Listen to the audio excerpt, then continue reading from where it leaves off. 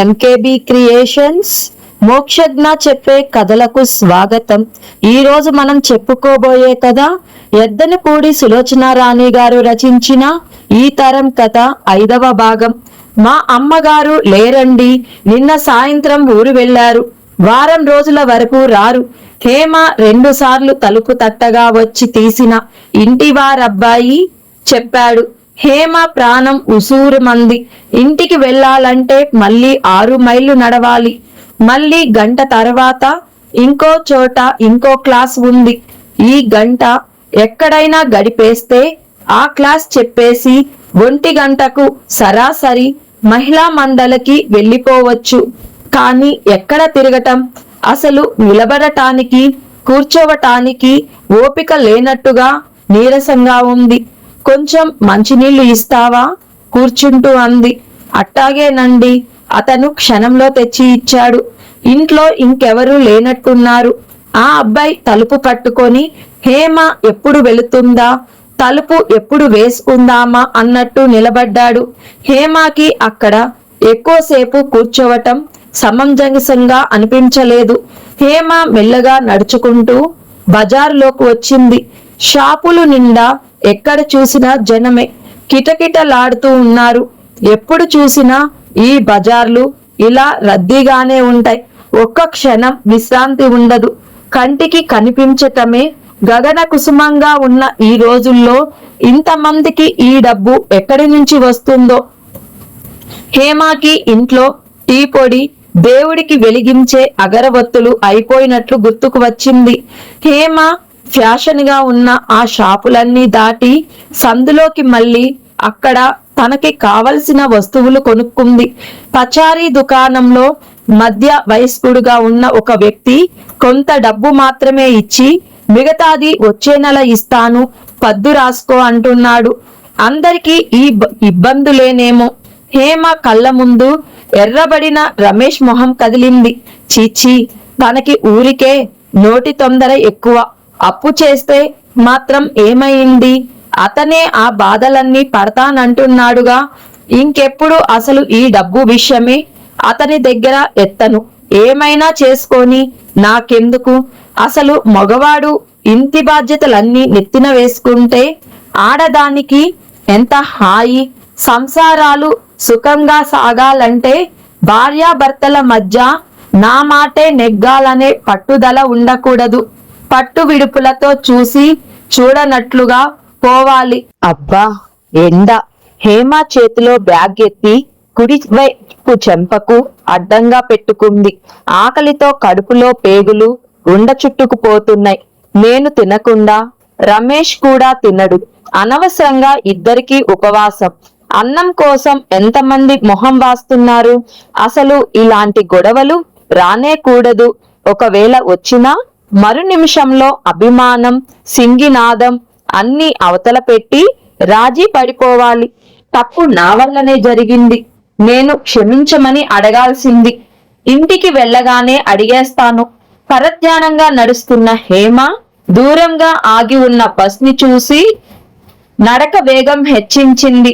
ఆ బస్సు సరిగ్గా ఆ కుట్టు క్లాస్ చెప్పాల్సిన ఇంటి ముందు ఆగుతుంది. అది దాటిపోతే మళ్ళీ నడక ప్రారంభించాలి. బస్సులో జనం ఎక్కేస్తున్నారు. అది కాస్త ఎక్కడ వెళ్ళిపోతుందోనని గాబరా పడ్డ హేమ నడకను పరుగులా మార్చింది. బస్సు కోసం అందరూ పరుగెడతారు, ఇందులో సిగ్గుపడాల్సిందేమీ లేదు అనుకుంది.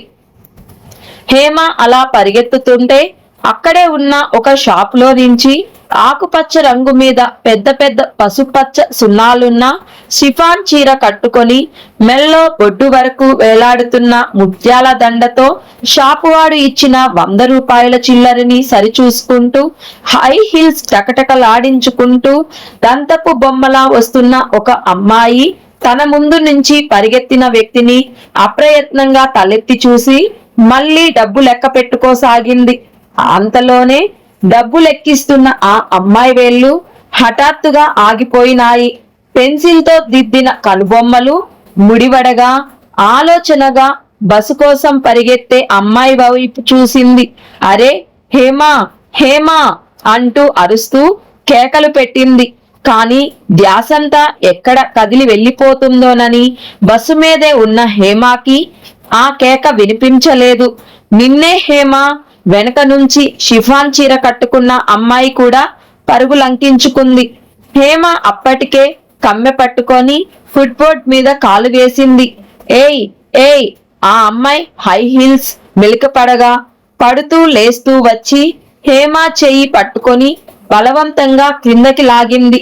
తన వెనక ఎక్కబోతున్న ప్యాసింజర్స్ ఎవరో చోటు కోసం అలా చేస్తున్నారనుకున్న హేమ బుద్ధి లేదు అని కళ్ళెర్ర చేస్తూ వెనక్కు తిరిగింది. అప్పటికే కండక్టర్ బెల్లు కొట్టాడు. హేమ, నేను బస్సు దిగు ముందు, ఆ అమ్మాయి ఆయాసపడుతూ అంది. మాధురి, నువ్వా? హేమ ఆశ్చర్యంతో నోట మాట రానట్టు అయ్యింది. నేనే తల్లి, నేనే. అబ్బా, 2 నిమిషాల్లో ఎంత థ్రిల్ అనుభవించాననుకున్నావు? నేనా? షాప్ లో నుంచి వస్తున్నాను, నువ్వు బస్సు కోసం పరిగెత్తుతున్నావు. నా పిలుపు నీకు అందలేదు. నేను నిన్ను చేరుకుంటానా లేదా? ఈ బస్సు నిన్ను ఎత్తుకుపోతుందేమో. ఏం సస్పెన్స్? మీరు వస్తారా దిగుతారా? కండక్టర్ విసుగ్గా అడిగాడు. రాదు, దిగు హేమ. మాధురి ఇంకోసారి హేమ చేపట్టి కిందకు లాగింది. హేమ మాధురి మీద తూలి పడబోయి ఎలాగో ఆపుకొని దిగింది. బస్సు కదిలి వెళ్ళిపోయింది. మై గాడ్, 2 నిమిషాల్లో అందకుండా పోతావనే అనుకున్నాను. నేనసలు మొదట ఎవరో అనుకున్నాను.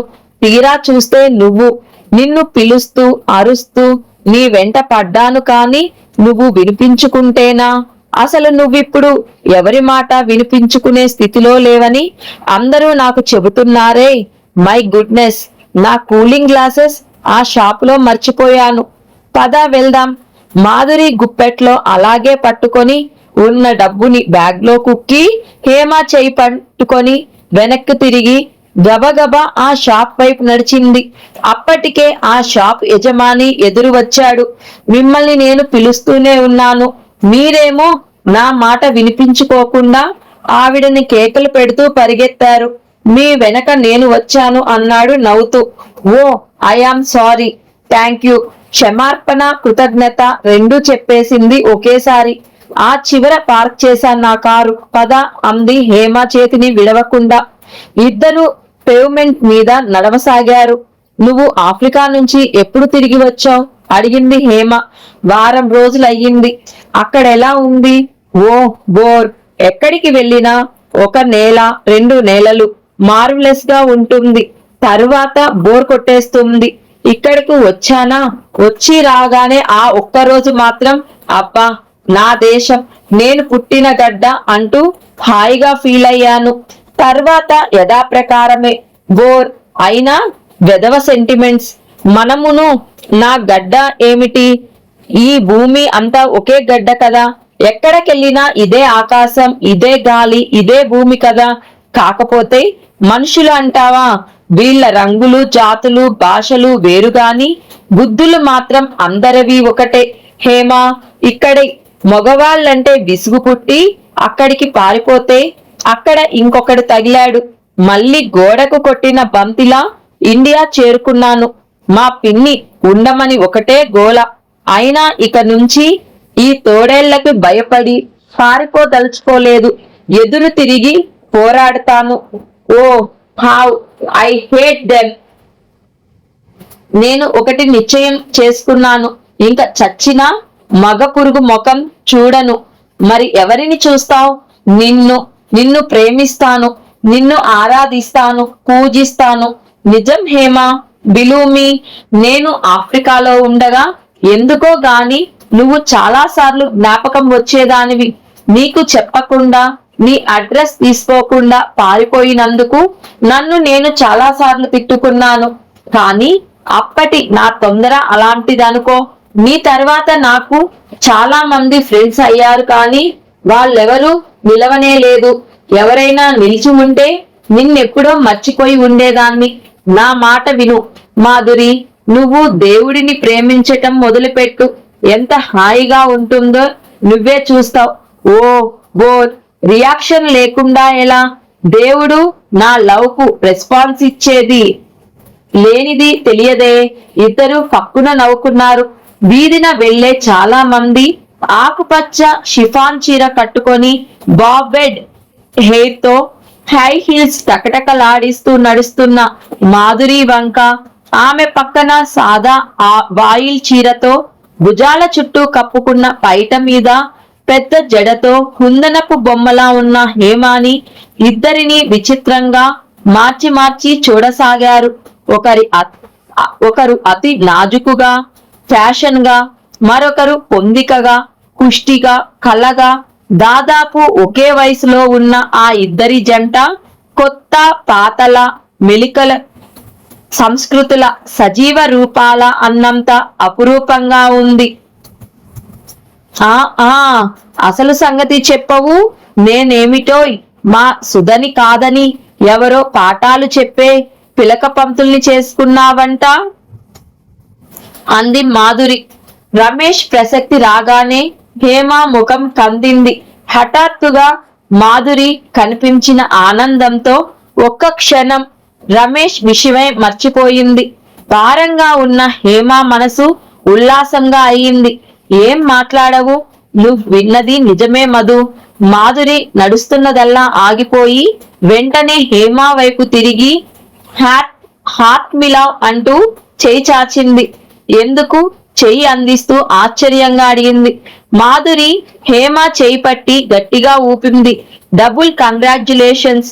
ఒకటి పెళ్లి అయినందుకు, రెండు మా పెద్దనాన్న గర్వం అణిచినందుకు. హేమ, నిజంగా నీకు ఫణిభూషణ్ రావు అనే మహాభుజంగం కొరలు పీకిన అందాల సుందరి అనే బిరుదు ఇవ్వాలి. లేకపోతే ఆయనకి ఎంత గర్వం అని తన డబ్బు చూసి అందరూ ఈగల్లా మూగుతారని ఆయన పిచ్చి నమ్మకం. నీ డబ్బు చూసి నీ ఇంటి కోడలుగా బుద్ధి ఉన్న ఆడపిల్లలెవరూ రారు పెద్దనాన్న అని నేను ఒకసారి అంటే ఎంత లెక్చరర్ ఇచ్చాడా అని నేను వచ్చిన పోటే మా అమ్మ ఈ శుభవార్త నా చెవిన వేసింది. నేనే వెంటనే వెళ్లి మా పెద్దనాన్నని పరామర్శించి వచ్చాను. ఏమన్నాడో తెలుసా? హేమ, బెదవ పొగరు ఓ పట్టాన చస్తుందా? తల మీద కొడితే తోక మీద లేచే రకం. ఈ పెళ్లి జరగకపోవడమే తనకి ఆనందమంట. Old bastard, I hate him. ఇద్దరు కారు దగ్గరికి వచ్చారు. ఎక్కువ అంది మాధురి. హేమ ఎక్కింది. ఆకలితో నకనకలాడుతూ ఉసూరుమంటూ ఎక్కిన హేమాకి మాధురి దేవతలా ప్రత్యక్షమైనట్టయింది. కారులో కూర్చుంటే ప్రాణం హాయిగా సొమ్మసిల్లినట్టుగా ఉంది. చెప్పు, మీ ఆనంద సౌధానికి ఎటు దారి? ఇప్పుడా? మా ఇంటికా? అవును. ఏం? నాకు కాస్త పనుంది హేమ నసిగింది. ఇప్పుడు మాధురిని ఇంటికి తీసుకువెళ్ళటమా? హేమ కళ్ళ ముందు మాసిన గడ్డంతో వాడిన ముఖంతో అలసటగా చిరాగ్గా కూర్చొని ఉన్న రమేష్ కదిలాడు. కాస్తేం కర్మ, నీకున్న పనంతా చూసుకో, నాకేం పని లేదు అంది మాధురి. అది కాదు మధు. షటప్. No objection. మీ పిలక పంతుల్ని చూడాలని నేను చచ్చిపోతుంటే నువ్వు చూపించి నా ప్రాణం నిలబెట్టకుండా ఆలస్యం చేస్తావా? ఇప్పుడు తను ఇంట్లో ఉండడు. పోనీ ఇంటికి వచ్చే వరకు మనం కబుర్లు చెప్పుకుంటూ వెయిట్ చేద్దాం. నాకేం పని లేదని చెబుతున్నానుగా. హేమ చేదు లాంటిది బలవంతంగా తింటున్నట్లు గుటక మింగింది. ఈ దెయ్యం ఈ రోజు రమేష్ ని చూపించే వరకు నన్ను వదలదు. కర్మ. ఈ మాధురి రాకరాక ఈ రోజే రావాలి. దేనికోసం అయినా వెయిట్ చేయటం అనేది మాధురి స్వభావంలోనే లేదు. ఎంతసేపు ఎదుటి వాళ్ళు తన మాట వినాల్సిందే తప్ప తను ఎదుటివారి మాట వినిపించుకోదు. ఎదుటివారి కష్ట నిష్ఠూరాలు గమనించే స్వభావం ఆ అమ్మాయిలో లేనే లేదు. కారు ఇంటిని సమీపిస్తుండగా హేమ హఠాత్తుగా అడిగింది. మధు, నువ్వు నాకు ఒకటి ప్రామిస్ చేయాలి. ఏమిటది? మీ ఇంటికి ఇప్పుడు రానులే అనా? కాదు. రమేష్ ని చూడగానే అతని ఎదుట నువ్వు ఎలాంటి కామెంట్ చెయ్యొద్దు. నో, చెయ్యను. ప్రామిస్. ఏం? నీ భర్తకి సరసం కాస్త తక్కువేమిటి? హేమ అవునన్నట్లు తల ఊపింది. కారు ఇంటి ముందుకు వచ్చి ఆగింది. ఉన్నాడా నీ పతిదేవుడు ఇంట్లో? ఉన్నట్టే ఉన్నాడు అనుమానంగా అంది హేమ. తలుపులు తీసే ఉన్నాయి. హేమ లోపలికి వచ్చింది. వెనకే మాధురి కూడా వచ్చింది. హేమ కళ్ళు రమేష్ ని చూడగానే సంభ్రమంతో వెలిగినాయి. పైన ఏ దేవుడు కరుణించాడో గాని అతను పొద్దుటలా చిరచిరలాడటం లేదు. గడ్డం చేసుకొని తెల్లటి ఇస్త్రీ బట్టలు వేసుకొని నీటుగా తయారై ఉన్నాడు. హేమ ఇంట్లో అడుగు పెట్టేసరికి అతను ఎక్కడికో వెళ్ళడానికి సూచనగా మంచం మీద కూర్చొని వంగి కాళ్లకు మేజోళ్లు తొడుక్కుంటున్నాడు. హేమాని చూడగానే అతని కళ్ళల్లో హఠాత్తుగా అనురాగం అంచులు దాటింది. నోరు తెరిచి ఏదో చెప్పబోయాడు. ఇంతలో హేమ వెనకే లోపలికి అడుగుపెట్టిన శాల్తీని చూడగానే అతని పెదవులు ఆగిపోయాయి. రమేష్, నా ఫ్రెండ్ హేమ పరిచయం చేసింది. Glad to meet you. మాధురు చేతులు జేడించింది. అతను కూడా చప్పున లేచి నమస్కరించాడు. కూర్చోండి, కుర్చీ చూపిస్తూ ఎంతో మన్ననగా అన్నాడు. రెప్పపాటుగా అతని చూపులు మాధురి జుట్టుని, మెడలోని హారాన్ని, చీర నాణ్యతని, గోళ్ల రంగుని మెరుపులా పరిశీలించాయి. ఫ్యాషన్ల సీతాకోక చిలుక అనుకున్నాడు. రమేష్, నువ్వు ఎక్కడికైనా వెళ్తున్నావా అంది హేమ. అవును. అతని కళ్ళు హేమ ముఖంలో దేనికోసమో వెతుకుతున్నట్లుగా తారట్లాడినాయి. ఏం లేదు. భోజనం చేశావా? అతను తల ఊపి మళ్ళీ వెళ్ళి మంచం మీద కూర్చొని చకచక బూట్లు వేసుకొని వస్తానండి అని మాధురితో అనేసి బయటికి వెళ్ళిపోయాడు. మాధురి ముగ్ధురాలైనట్టు అతను వెళ్ళిన వైపే చూసింది. హేమ ముఖంలో గర్వం తొణికిసలాడింది. రమేష్ ని చూడగానే ఎవరైనా అతను వ్యక్తిత్వం గలవాడని తప్పకుండా అంగీకరిస్తారు. అతని మాటలో, నడకలో ఆ హుందాతనం ఉంది. హత్ మిలావ్. మాధురి చేయి చాచింది. హేమ ఆనందంగా చెయ్యి అందిస్తూ, ఇప్పుడు చెప్పు నీ కామెంట్స్ అంది. నీ అభిరుచికి నా జోహార్లు. మనస్ఫూర్తిగా అభినందిస్తున్నాను. సిరిగల వాడిని కాలదన్నినా మగసిరి కలవాడిని ఎన్నుకున్నావు. He is super. I love him. చంపావు పో. ఇంత క్రితమే ఏ మగ పురుగుని కూడా లవ్ చేయనన్నావు. హేమ నవ్వు దాచుకుంటూ అంది. పెళ్ళైన వాడిని, అందులో నీ భర్తని నేను లవ్ చేయవచ్చు. పర్వాలేదు. అందులో నాకేం ప్రమాదం ఉండదు. నా శ్రీరామ రక్షగా నువ్వే ఉంటావు. మాధురి తర్వాత చాలాసేపు కూర్చుంది. చిన్నదైన పొందికగా సర్ది ఉన్న హేమ ఇల్లు ఎంతో హాయిగా ఉంది. మనిషి ఆడంబరానికి పోయిన కొద్దీ అశాంతి ఎక్కువేమో. మాధురి కూర్చున్నంతసేపు ఆఫ్రికాలో తన వెంటబడ్డ కుర్రాడి గురించి చెప్పసాగింది. అతన్ని ఏడిపించాలని ఒకసారి నాకు గుండు చేయించుకొని పిలక పెట్టుకునే వాళ్ళంటే ఇష్టం అందట. మర్నాడు అతను నిజంగానే ఆ వేషంలో వచ్చాడట. మాధురికి అతని ఆరాధనకి ఆనందం కంటే భయమే ఎక్కువ వేసింది. హేమ పెద్ద ముక్కుతో నున్నగా నిగనిగలాడుతున్న గుండుతో ఉన్న అతని ముఖం చూస్తే ఓ మై గాడ్ అంటూ పట్టలేనట్టుగా విరగబడి నవ్వసాగింది. హేమ కంఠం కూడా శృతి కలిపింది. ఇంటి ముందు ఆగి ఉన్న నిగనిగలాడే ఖరీదైన కారు చూసి ఇంట్లో నుంచి పక్కపక్కమని వినిపిస్తున్న నవ్వులు విని ఇరుగు పొరుగు హేమ ఇంటి వైపు ఆసక్తిగా తొంగి చూడసాగారు. రమేష్ ఎక్కడికి వెళ్ళాడో. తిరిగి తిరిగి రాత్రి చాలా పొద్దుపోయిన తర్వాత ఇంటికి వచ్చాడు. హేమ అతని కోసం ఎదురు చూస్తూ కూర్చుంది. అన్నం తిన్నావా? ఇంట్లో అడుగు పెడుతూనే అడిగాడు. ఊహు. భోజనాలు చేసి వస్తుండగా ఏమంది మీ ఫ్రెండ్ అన్నాడతను. తనకి నువ్వు చాలా నచ్చావట. ఆహా, అయితే నా జన్మ తరించిందన్నమాటే. ఇంతకీ ఎవరా అమ్మాయి? ధీరా అని. ధీరా అంటే పేరు. అసలు పేరు మాధురి. అందరూ ధీరా అంటారు. ముందు గదిలోకి వచ్చేయబోతున్న రమేష్ ఆగిపోయాడు. వెనక్కి తిరుగుతూ ఎవరు? ఆ అమ్మాయి మాధురా అన్నాడు. అవును. ఏం? మాధురి అంటే సుధాకర్కి? అవును. హేమ ముఖం తిప్పుకుంది.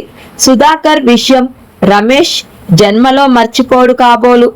మాధురి పేరు అతనికి తను ఒక్కసారి చెప్పింది.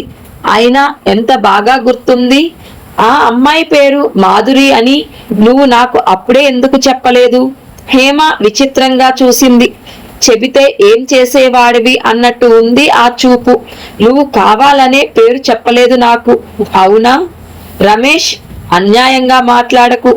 నా మీద నీకు ఇంకా కోపం పోనట్టుంది.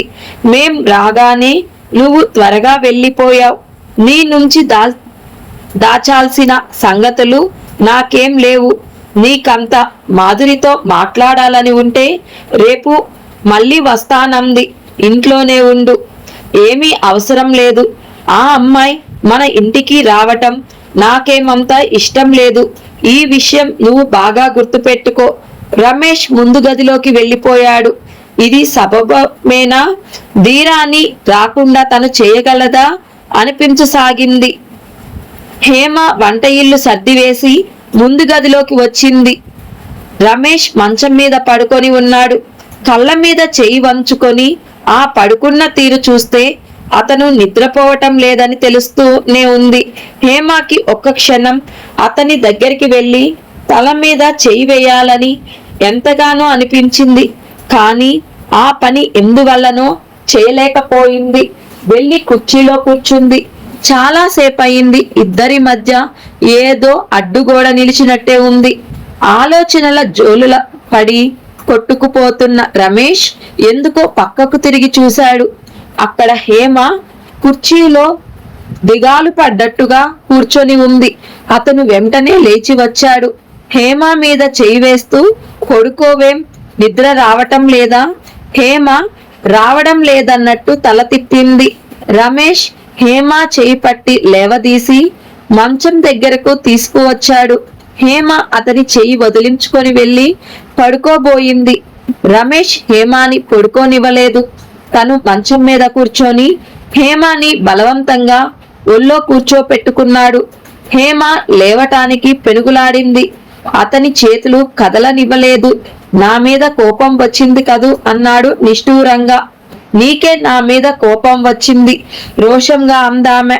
మరి ఉదయం అంత మూర్ఖంగా ఎందుకు మాట్లాడావు చెప్పు?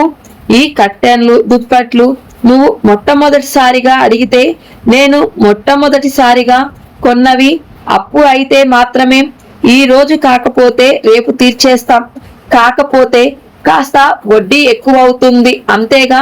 నాకంటే నీకే ఇలాంటి సెంటిమెంట్స్ ఎక్కువ కదా. వాటిని అమ్మేస్తానంటే నాకెంత బాధే వేస్తుందో ఆలోచించు. హేమ మీద ఈ మాటలు మంత్రంలా పనిచేసినాయి.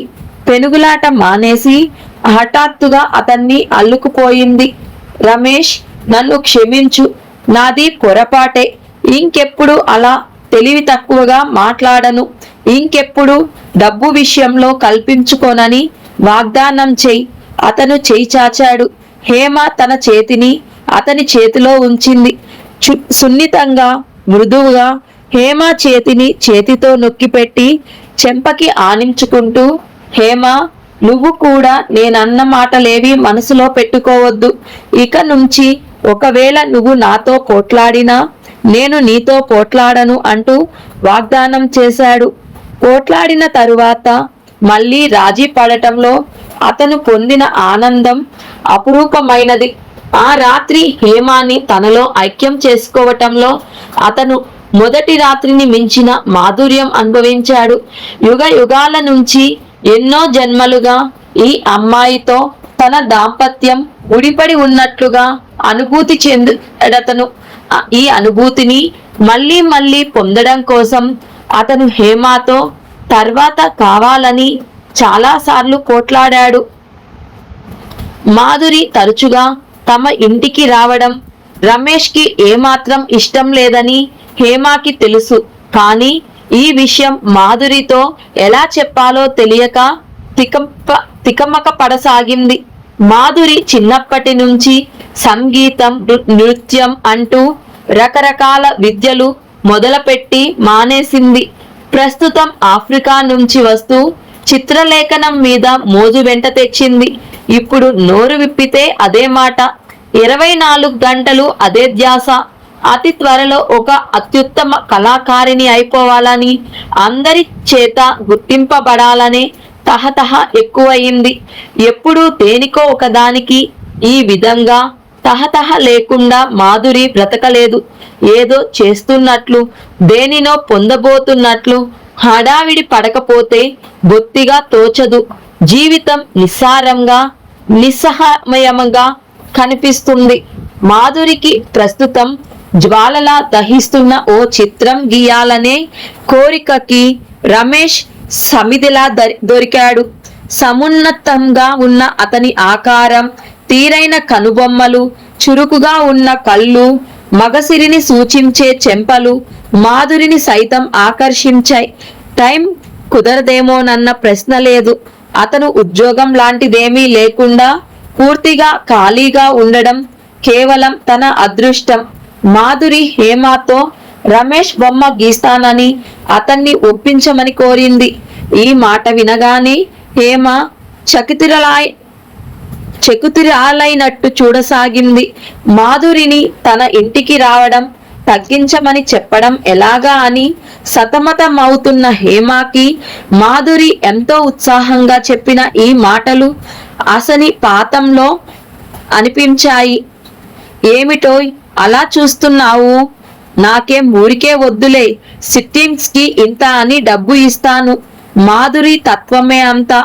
ఎవరితోనూ ఏ విషయంలోనూ ఎలాంటి మొహమాటాలు ఉంచుకోదు. పక్కా వ్యాపార సరిలో తేల్చేసుకుంటుంది. చాచా, డబ్బు కోసం కాదు కానీ హేమ తటపాటాయించింది. ఇంకోమిటోయ్ నీ సందేహం? భయపడకోయ్ మిత్రరత్నమా, మీ పతిదేవుని నేనేం కొరుకు తిననులే. అలాంటి భయాలు నాకేం లేవు. రమేష్ అంత తేలికగా కొరుకుడు పడే వ్యక్తేం కాదు. ఆ నమ్మకం నాకుంది. హేమ సగర్వంగా అంది. మరి అంత గట్టిగా అనకు, పందెం కాయాలనే పట్టుదల వస్తుంది నాకు. మాధురి నవ్వుతూ బెదిరించింది. కాస్తే నీకే నష్టం. ఓడిపోగలవని రాసి ఇస్తాను నేను. నిజం హేమ, ఒకవేళ అలాంటి పందెం వేసి నేను ఓడిపోతే అంతకంటే సంతోషకరమైన విషయం ఇంకేమీ ఉండదు. భార్యాభర్తల మధ్య ఈ నమ్మకాలే, పటిష్టమైన బంధాలే సంసార సౌధానికి పునాదులు. పెళ్లి ప్రసక్తి ఎత్తితే పెళ్లి అయిన వాళ్ళకంటే ఎక్కువ వివరాలు చెబుతావు. మరి నీ జీవితంలో పెళ్లి మాట అంటేనే అలా భయపడతావేం మాధురి? సమయం వచ్చింది కాబట్టి స్నేహితురాలి అంతర్యంలో ఉన్న అసలు భావం కనుక్కోవటానికి ప్రయత్నిస్తూ అంది హేమ. పెళ్ళంటే భయపడుతున్నానని ఎవరన్నారు? మాధురి విచిత్రంగా చూసింది. నేను అంటున్నాను, నీకు మగవాళ్ళంటే అయిష్టం గాని ద్వేషం గాని లేవు. పోనీ అలాంటి స్వభావం అయితే పెళ్లి అంటే అసహించుకుంటున్నావేమో అనుకోవచ్చు. మాధురి ముఖం క్షణం సేపు సీరియస్ గా అయ్యింది. నువ్వు చెప్పింది ఒక విధంగా నిజమేనేమో హేమ. ఆడపిల్లకి కాని మగపిల్లలకి కాని ఒక వయసు వచ్చే వరకే పెద్దవాళ్ళు అన్ని విషయాలతో పాటు పెళ్లి కూడా ఆంక్షగా విధించగలుగుతున్నారు. నా అదృష్టమో దురదృష్టమో నా జీవితంలో అలాంటి అవకాశం లేకపోయింది. మా నాన్న ఇంకో 4 సంవత్సరాలు బ్రతికి ఉంటే ఎలా ఉండేదో. నాన్న పోవడంతో అసలే రోగిష్టిది అయిన మా అమ్మ మరీ మందులకి డాక్టర్లకి అంకితమైపోయింది. ఆవిడ నాకు పెళ్లి కాలేదనే దిగులు తప్ప పెళ్లి చేయాలనే పట్టుదల లేదు. నాకు బుద్ధి తెలిసినప్పటి నుంచి నన్ను ఆరాధించి గౌరవించే అబ్బాయిల్లో చాలా మందికి నా మీద కంటే నా డబ్బు మీదనే ధ్యాస ఎక్కువ అని తెలుసుకోవడం కూడా నాకు ముప్పే అయ్యింది. నిజం చెప్పాలంటే నన్ను నిజంగా ప్రేమించి ప్రేమ కావాలని కోరుకుంటూ ఎవరైనా వచ్చినా నేను ఆ వ్యక్తిని నమ్మలేను. ఇదివరకల్లా పెళ్లి అంటే ఒట్టి అనుమానంగా ఉండేది. ఇప్పుడు నిజంగానే భయం వేస్తుంది. ఎందుకంటే నాకు తెలియకుండానే పెళ్లిని గురించిన భ్రమలు నా మనసులో ఏదో పటిష్టంగా ఏర్పడినాయి. నాకు నచ్చిన వ్యక్తి దొరుకుతాడనే నమ్మకం నాకు లేదు. ఏదో నాకు నచ్చని వ్యక్తిని నేను భర్తగా స్వీకరించే మాట అసంభవం. మాట్లాడుతూ ఎందుకో యథాలాపంగా బాచి చూసుకున్నది మాధురి. ఓ మై గాడ్, నీ కబుర్లలో పడి నేను టైం సంగతే మర్చిపోయాను. సరిగ్గా 3 గంటలకి మా ఇంటికి కాంట్రాక్టర్ వస్తానన్నాడు. నీకు తెలుసుగా, మా నాన్న పేరు మీద స్కూల్ కట్టించి ఇస్తున్నాను. నేను ఇవ్వటం ఏమిటిలే, నా మొహం. మా పెదనాన్న నా చేత ఇప్పిస్తున్నాడు. స్కూల్ కట్టించి ఇవ్వడం నాకు బొత్తిగా ఇష్టం లేదు. చదివి అందరూ ఉద్ధరిస్తున్నారు కనుక. నా ఇష్టం సాగనిచ్చి ఉంటే మంచి బ్యూటీ క్లినిక్ తెరిపించి అందరికీ ఉచితంగా అందంగా ఎలా ఉండాలి, అలంకారాలు ఎలా చేసుకోవాలి అంటూ క్లాసులు నడపమనేదాన్ని. మా అమ్మ మరి మా పెద్దనాన్నకి తందాన మనిషి అయిపోయింది. నా నోట్లో నుంచి మాట రానివ్వదు. నువ్వు నోరు మూసుకో, అంతా పెద్దనాన్నకి తెలుసులే అంటుంది. మా పెద్దనాన్నకి ఊరివారి డబ్బు ఉపాయంగా మింగటం మినహా ఇంకేం తెలియదని నేను మొత్తుకున్నా ఆవిడ వినదు. వెళ్ళొస్తాను హేమ, రాత్రికి మీ ఆయనతో మాట్లాడి ఒప్పించే. కాదు కూడదు అంటూ సాకులు చెబితే నేను వినను. మాధురి అంటూనే బయటకు పరుగులాంటి నడకతో వెళ్ళిపోయింది. మాధురి ఈ వాడకి దాదాపు పరిచితురాలేగానే అయ్యింది. రోజు ఉదయమో సాయంత్రమో ఒక్కసారైనా హేమ దగ్గరికి రాందే, ఆమెతో 1 గంట పిచ్చాపాటి మాట్లాడందే తోచదు. అయినా మాధురి రాగానే ఇరుగు పొరుగంతా వింతగా ఇళ్లలో నుంచి తొంగి చూస్తారు. శ్రీమంతురాలిలా ఉన్న ఆ అమ్మాయికి, అందుకు పూర్తి వ్యతిరేకంగా ఉన్న హేమకి ఎక్కడ పరిచయమో, ఇది ఎలాంటి బంధవ్యమో వాళ్ళకి అర్థం కాదు. రమేష్ తో హేమ పెళ్లి ఎంత విచిత్రంగా ఉందో, మాధురితో హేమ స్నేహం అంతకంటే విచిత్రంగా కనిపిస్తుంది వాళ్ళకి. మాధురి వెళ్ళిపోయిన తర్వాత చాలాసేపు హేమ బుగ్గన చెయ్యి ఆనించుకొని అలాగే కూర్చుండిపోయింది. ఎందుకో గాని ఈ రోజు మాధురి మాట్లాడిన మాటలకి హేమ మనసు అర్థమైంది. పిచ్చిదీర. పైకి చూస్తే డబ్బు డాబుసరి కాని అంతర్యం అంతా ఎంత ఒంటరితనం. మాధురి తల్లి రోగిష్టిది. తండ్రి బ్రతికి ఉన్నప్పుడు ఆ ఇంట్లో పెత్తనం అంతా ఫణిభూషణ్ రావు గారిదిగా ఉండేది. ఇప్పుడు తండ్రి కూడా పోవడంతో మగదక్షత లేని ఆ కుటుంబానికి పూర్తిగా ఫణిభూషణ్ రావు నీడ ఆధారమైంది. మా పెద్దనాన్న ఎటు నాకు తెలుసు హేమ, ఎవరో ఒక వెధవని, నోరు లేని వాజమ్మని తెచ్చి నాకు అంటగట్టి నా ఆస్తి అంతా అలా జీవితాంతం చేతుల్లో ఉంచుకోవాలనుకుంటున్నాడేమో. నేనేం తెలివి తక్కువ దాన్ని కాను. నా ప్రాణం పోయినా సరే ఆయన తెచ్చిన సంబంధం నేను చేసుకోను అని ఒకసారి మాధురి అన్న మాటలు గుర్తుకు వచ్చాయి. మాధురి ఏవేవో ఊహించుకొని పెళ్లి అంటే సరైన వ్యక్తి దొరకటం ఎట్లా, రమేష్ తో చెప్పి నేనే ఎవరినైనా మంచి కుర్రాడిని చూడాలి. స్నేహితురాలిగా ఇది నా ధర్మం అనుకుంది హేమ. మాధురి కాస్త మనసు విప్పి కష్టం సుఖం చెప్పుకునే వ్యక్తిని నేను ఒక్కదాన్నే. ఈ విషయం తెలుసుకొని కూడా మా ఇంటికి రావద్దని ఎలా చెప్పగలను అనుకుంది. మాధురి రమేష్ చిత్రం గీస్తానన్న విషయంలోనే మరి ఊపిరి ఆడనీయడం లేదు హేమ. ఇదిగో ఇదిగో అంటూ తాత్సారం చేసిందే తప్ప రమేష్ ని అడగలేదు. మొదట 1-2 రోజులు మాధురి కోరింది అసందర్భం అని తోసిపారేసిన తర్వాత ఈ విషయం హేమ మనసులో కూడా చోటు చేసుకోసాగింది. ఆలోచించిన కొద్దీ హేమకి మాధురి చెప్పింది సబబుగానే కనిపించింది. రమేష్ ఎలాగో పగలంతా ఒంటరిగానే ఎలాంటి పని లేకుండా గడుపుతూనే ఉన్నాడు. 1 గంట మాధురి చెప్పినట్టు కూర్చుంటే ఏమవుతుంది, అతనికి కాస్త కాలక్షేపం అవుతుంది. ముఖ్యంగా నాది అనే డబ్బు కొంత వస్తుంది. కానీ అతన్ని ఒప్పించటం ఎలా అన్నదే పెద్ద సమస్య అయిపోయింది. ఆ రాత్రి సుందరం భోజనాల దగ్గర తన స్నేహితుడికి తెలిసిన ఒక ప్రైవేట్ కంపెనీలో క్లర్క్ పోస్ట్ ఒకటి ఖాళీగా ఉందని చెప్పాడు. రమేష్ భోజనం చేసిన వెంటనే దానికి అప్లికేషన్ రాస్తూ కూర్చున్నాడు. వంట ఇల్లు సర్దటం పూర్తి చేసి వచ్చిన హేమ వెనకగా వచ్చి అతన్ని కళ్ళు మూసింది. రమేష్ పెన్ టేబుల్ మీద పెట్టేసి హేమ చేతులు తడిమి అనురాగంగా భుజాలకి అదుముకున్నాడు. ఏమిటో విశేషం? ప్రార్థించకుండానే దేవత ప్రత్యక్షమయ్యింది. ఏ వరం పొందబోతున్నాను నేనిప్పుడు? ఊహు, ఈ దేవత వరం ఇవ్వటానికి రాలేదు, కోరటానికి వచ్చింది. ఎంత భాగ్యం! ఈ దీనుడి జన్మ తరించింది. ఆజ్ఞాపించు దేవి.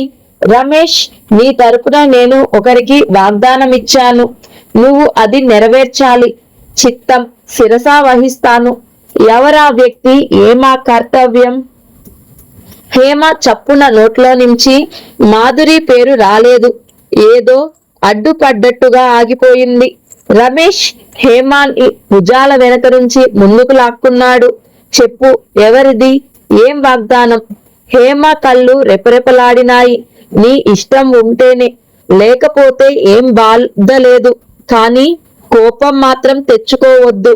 హేమ తటపటాయింపు చూడగానే అతని కళ్ళల్లో అనుమానం తొంగి చూసింది. సరే, ఏమి అనను. నాకిష్టమైతే చేస్తాను, లేకపోతే లేదు. ఏమిటది? చెప్పు. మాధురి నీ బొమ్మ గీస్తానంది. ఏమిటి? హేమ ఊహించినట్టే జరిగింది. అతని ముఖంలో నవ్వు మాయమయ్యింది. మాధురి నీ బొమ్మ గీస్తుందట. నువ్వు రోజు 1 గంట కూర్చుంటే చాలు. ఇక చాలు. నీ వివరణలేవి నాకు అవసరం లేదు. ఆవిడకి నమస్కారం. నాకు కుదరదని చెప్పు. రమేష్ హేమాని వదిలేసి పెన్ తీసుకొని మళ్ళీ వ్రాసుకోసాగాడు.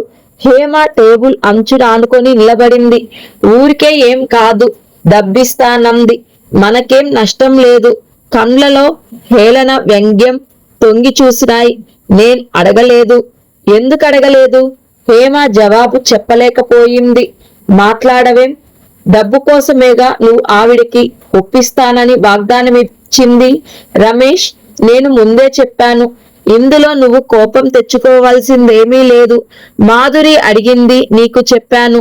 తర్వాత నీ ఇష్టం. నేను కూడా నీకు ముందే ఏమీ అనను అని వాగ్దానం ఇచ్చాను కాబట్టి సరిపోయింది. లేకపోతే ఈ పాటికి నీ చెంపలు వాయించి ఉండేవాడిని. రమేష్ హేమ బుగ్గ పట్టుకొని సాగదీశాడు. ఎందుకేం? ఎందుకా? లేకపోతే ఆవిడ డబ్బు ఇస్తానని నీకు ఆశ పెడుతుందా? ఆ ఆశకి నువ్వు లొంగుతావా? ఇంకా 4 రోజులు ఇలాగే ఉద్యోగం లేకుండా ఉన్నానంటే నన్ను నడి బజారులో పెట్టి అమ్మేటట్టున్నావు. సరే పోనీ, అలాగే అనుకో. హేమ ముఖం తిప్పుకొని అక్కడి నుంచి వెళ్ళిపోబోయింది. రమేష్ చెయ్యి అడ్డం పెట్టి ఆపేశాడు. నిజం చెప్పు. డబ్బు కోసం కదూ నన్ను ఒప్పుకోమంటున్నది. హేమ సమాధానం చెప్పలేదు.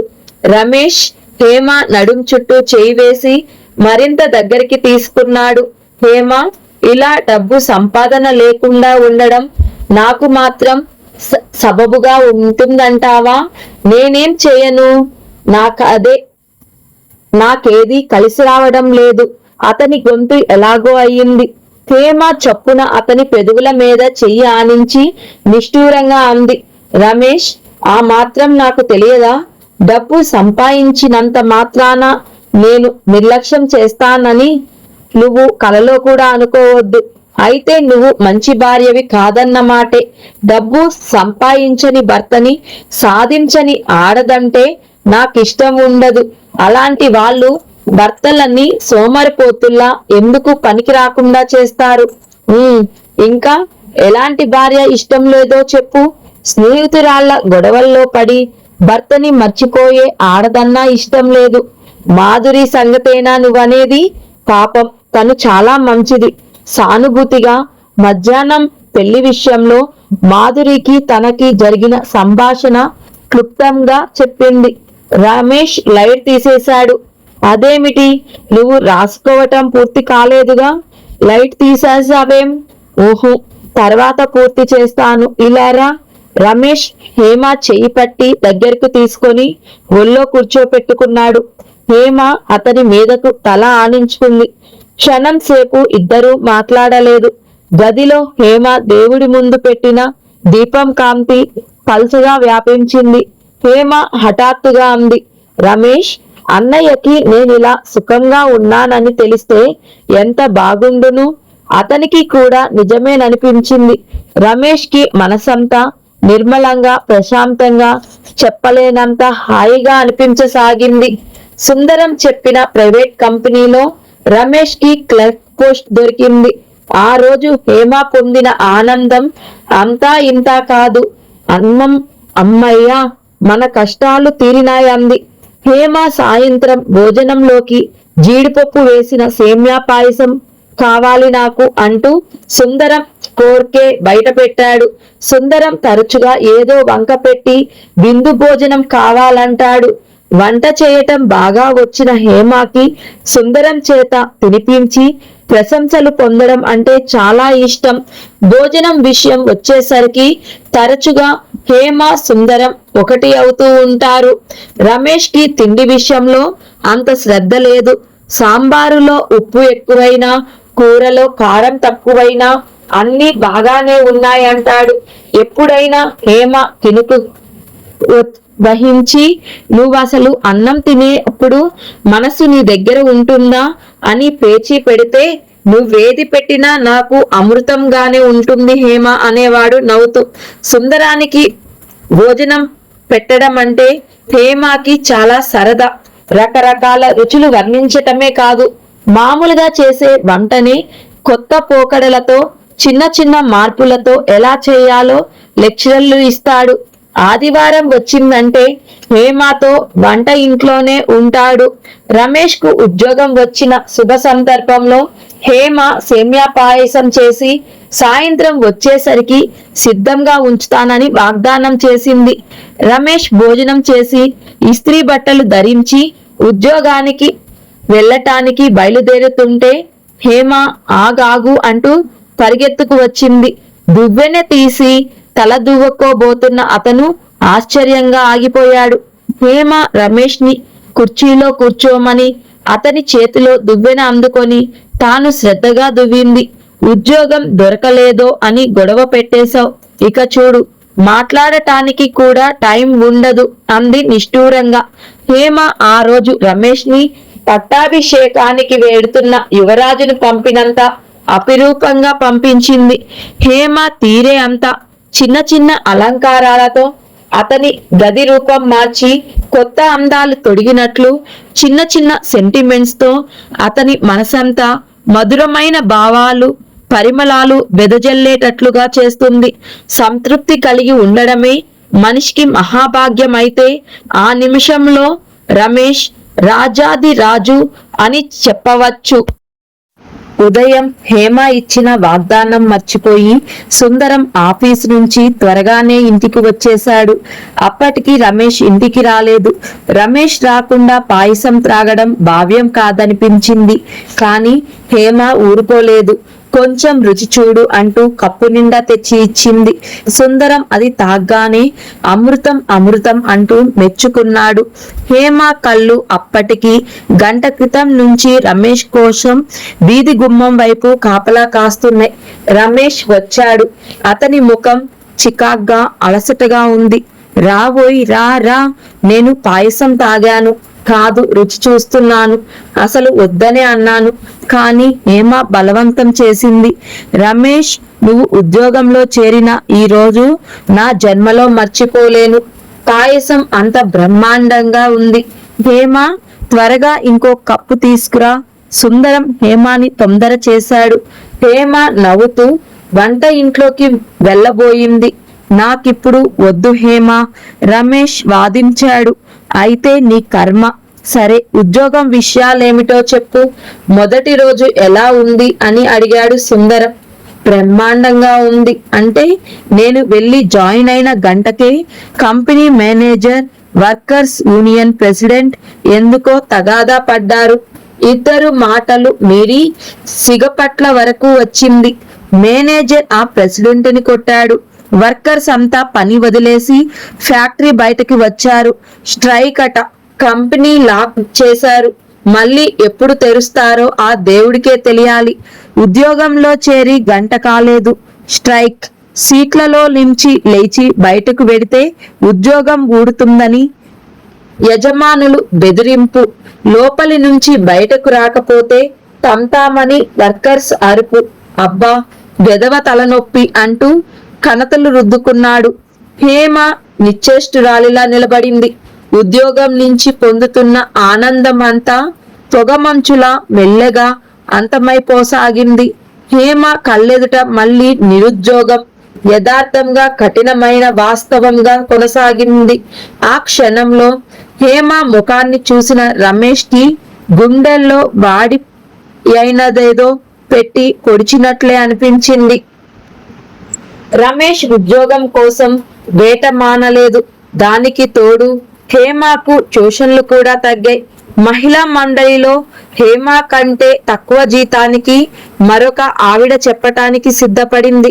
అది కూడా కాకుండా ఆవిడ కుట్టు క్లాస్ లో ప్రత్యేకంగా ట్రైనింగ్ పొందిందట. ఎంబ్రాయిడరీలో చాలా కొత్త రకాలు చెప్పే నైపుణ్యం ఉంది. క్లబ్ సెక్రటరీ హేమకి రావాల్సిన జీతం లెక్క చూసి ఏం అనుకోకు హేమ అంటూ సానుభూతి చూపించింది. వేసవి సెలవులు ప్రారంభం కావటంతో పిల్లల ట్యూషన్లు కూడా తగ్గినాయి. దాంతో హేమకి వచ్చే ఆ కాస్త సంపాదన కూడా తగ్గింది. ఓ చెంప నెల నెలా పెరిగిపోతున్న వడ్డీ, ఇంకో పక్క అన్న వదినలకి దూరమైనారనే వేదన, మరో పక్క రమేష్ కి ఉద్యోగం దొరకలేదనే దిగులు హేమని కృంగదీయసాగాయి. అన్నయ్యని నేను చాలా బాధ పెట్టాను. అన్నయ్య నా మూలంగా పడిన బాధే నాకు శాపం అవుతుందేమో అని దిగులు పడసాగింది. కానీ లోపల ఎంత దిగులు పడ్డా, ఎంత బాధపడినా పైకి పిసిరంత కూడా కనపడనిచ్చేది కాదు. కానీ సునిశితమైన రమేష్ దృష్టికి హేమ కావాలని తెచ్చి పెట్టుకున్న హుషారు వెనక గూడు కట్టుకున్న వేదన అందకపోలేదు. ఉద్యోగం కోసం తిరిగి తిరిగి అతనికి విసిగెత్తపోతుంది. అతని మనసు నిండా కూడా అధైర్యం ఆవరించుకున్న మాట నిజమే. కానీ తను ఏ కాస్త నిస్పృహగా కనిపించినా హేమ నీళ్లు కారిపోతుందని అతనికి తెలుసు.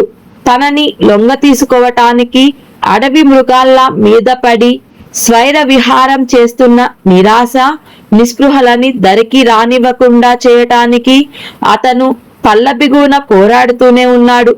ప్రస్తుతం ఒకటే మార్గం, మాటలతో నవ్వులతో హేమాని హుషారుగా ఉంచటం, తమ ఆనందాన్ని నిర్దాక్షిణ్యంగా కబలించటానికి ముందుకు ఉరుకుతున్న దరిద్రాన్ని ఎదుర్కోవటానికి అతనిలో అణువణువున శక్తిని పుంజుకొని పోరాటటానికి సిద్ధమవటము.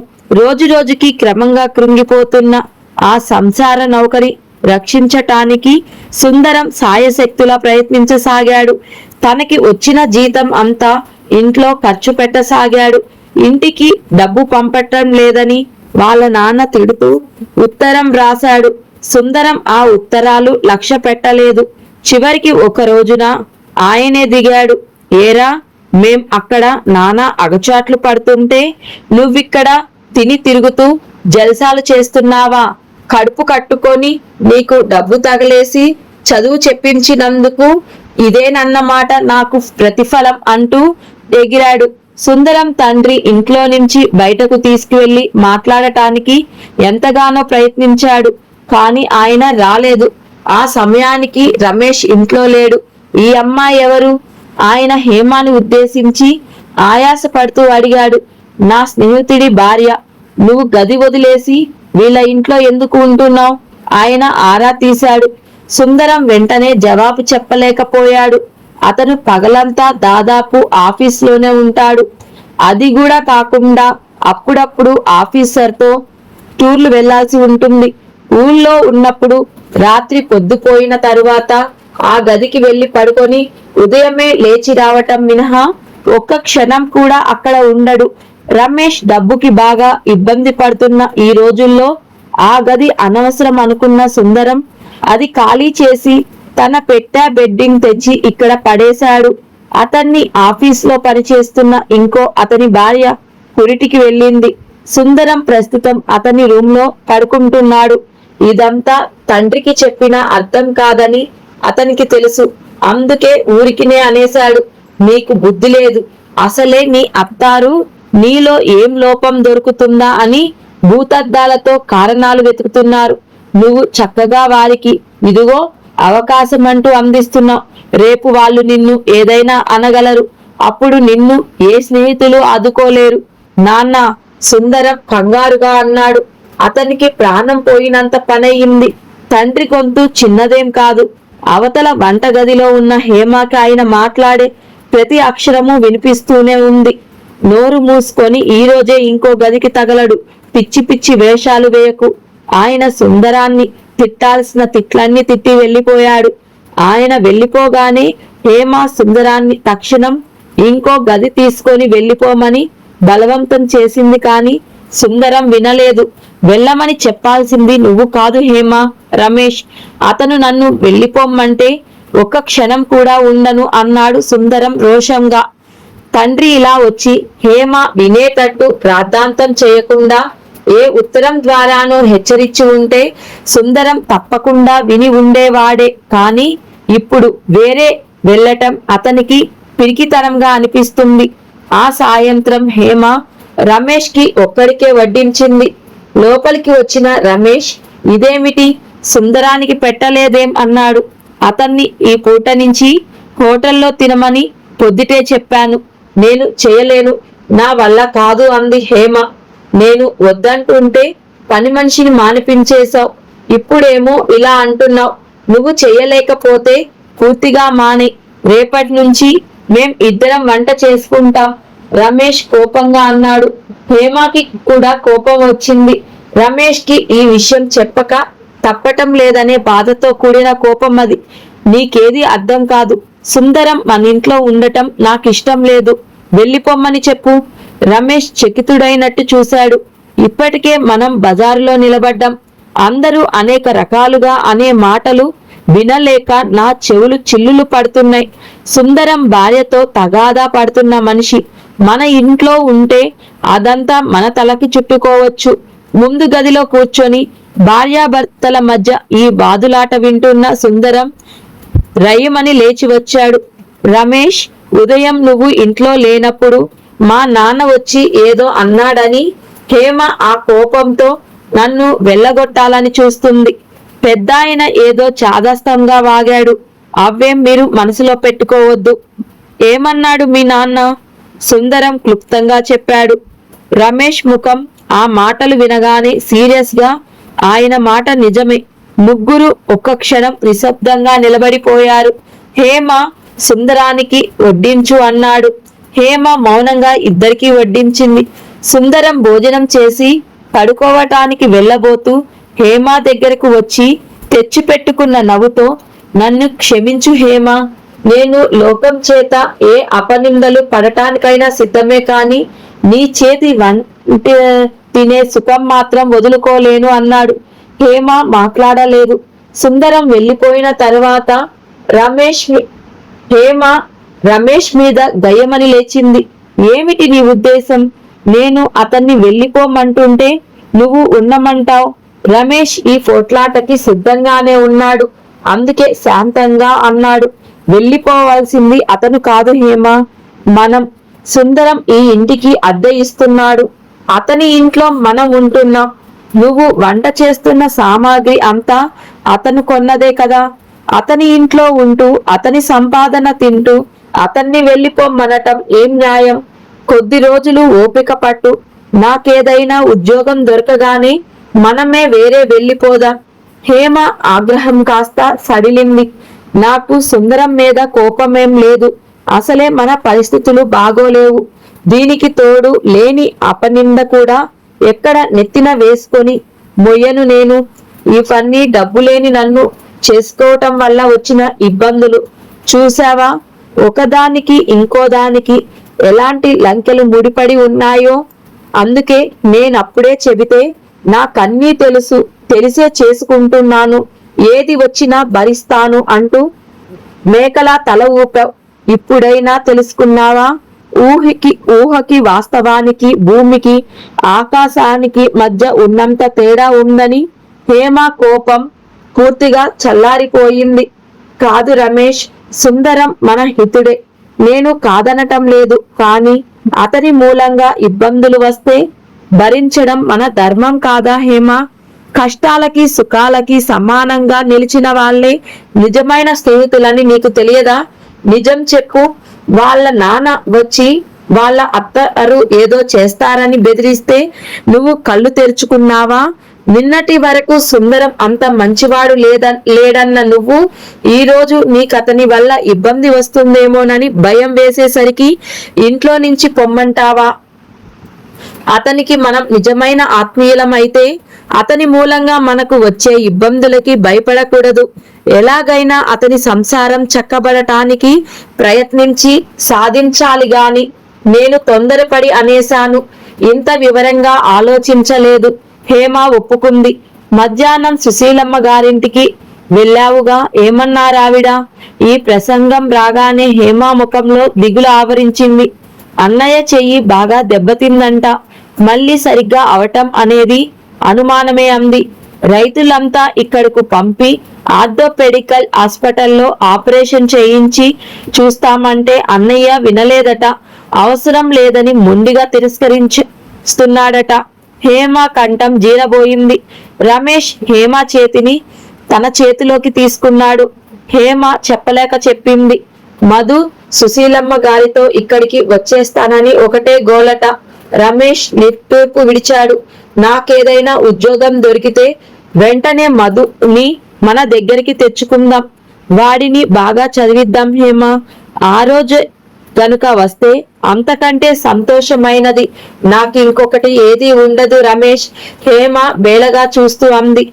వస్తుంది హేమ, తప్పకుండా వస్తుంది. కష్టాలు ఎవరికి కలకాలం ఉండవు. అతని స్వరంలో ఆశ, పట్టుదల ప్రతిధ్వనించాయి. ఈ భాగం ఇంతటితో పూర్తయింది. తరువాయ భాగంలో కలుసుకుందాం. మీకు ఈ కథ నచ్చినట్లయితే లైక్ చేసి షేర్ చేయండి. సబ్స్క్రైబ్ చేయడం మర్చిపోవద్దు.